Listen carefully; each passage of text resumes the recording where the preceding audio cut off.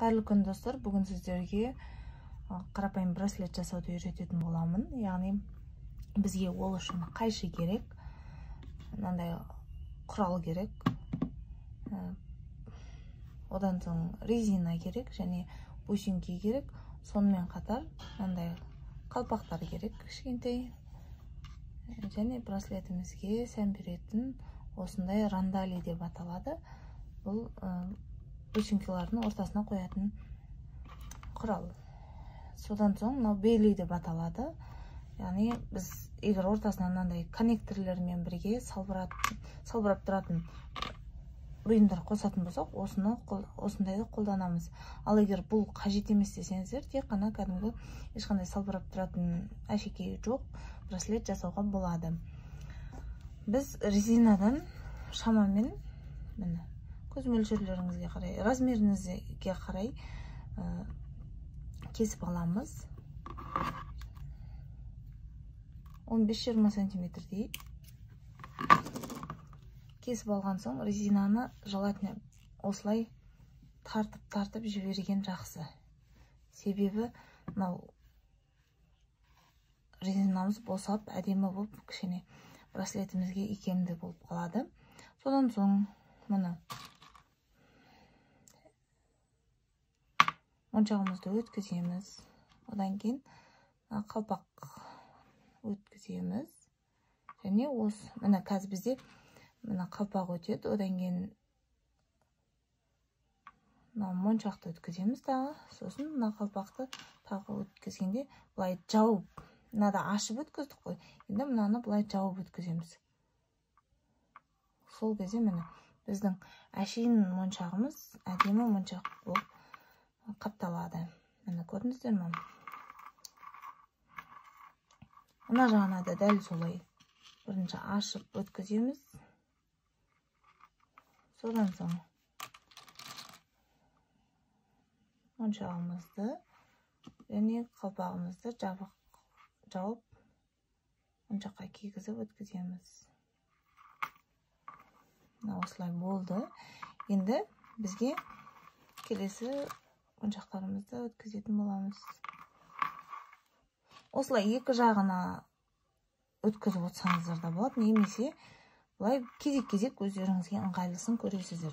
Негізі браслет деген нәрседе, мысалға бізде қатып қалған дүние жоқ. Мынандай болу керек, тек осы, мысалы мен көрсетіп жатырмын ба, дәл осылай ғана болу керек деген нәрсе жоқ та. Себебі браслет ол адамның ішкі талғамына, көңіл күйіне қарай әртүрлі дизайндар жасала береді. Ол мынандай болса дұрыс, мынандай болса дұрыс емес деген нәрсе жоқ. Міне осылай тастарымызды өткіземіз.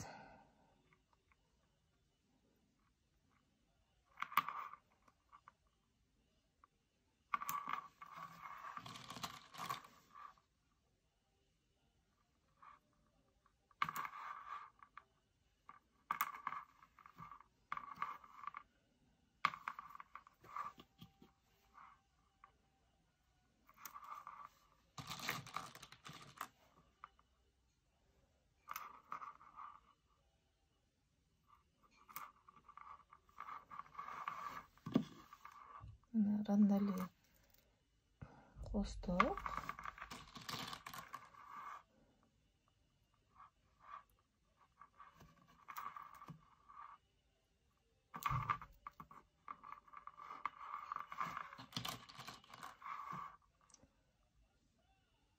Қолдарыңыздың размеріне қарай өлшеп отырып қоссаңыздар болады.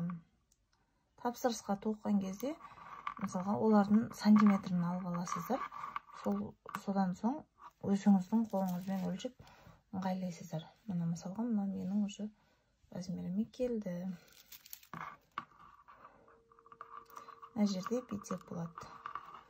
Мына қалпақты былай жауып кигізіп, мына жағына және мына жағына.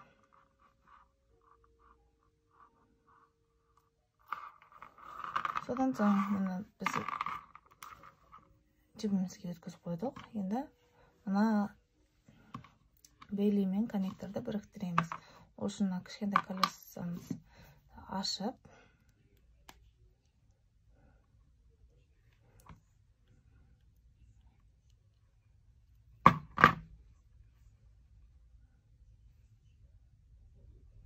колесаны және брелиді кіргізіп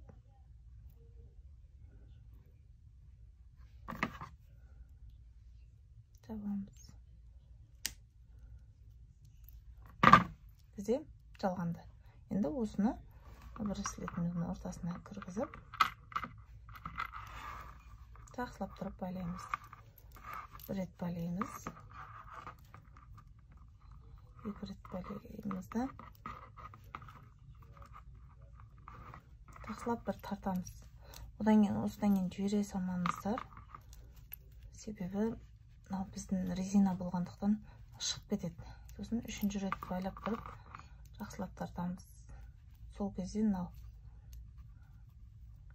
резинамыз сырғып өзінен өзі шешіліп кетпейтін болады.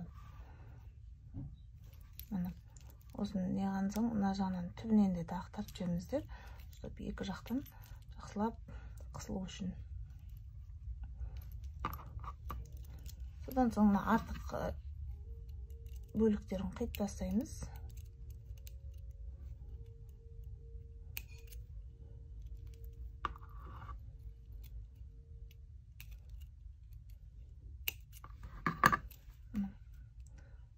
Мынаны біздің брелидің астына өткізіп жібереміз. Мына біздің өте қарапайым және оңай браслетіміз дайын болды. Қыздар, бұл жерде тек қана дәл осындай болу керек деген нәрсе жоқ. Мысалға сіздер өздеріңіздің талғамыңыз бойынша, өздеріңіздің таңдауларыңыз бойынша кез келген тасты, кез келген мынандай фурнитураларды ауыстырып таңдасаңыздар болады.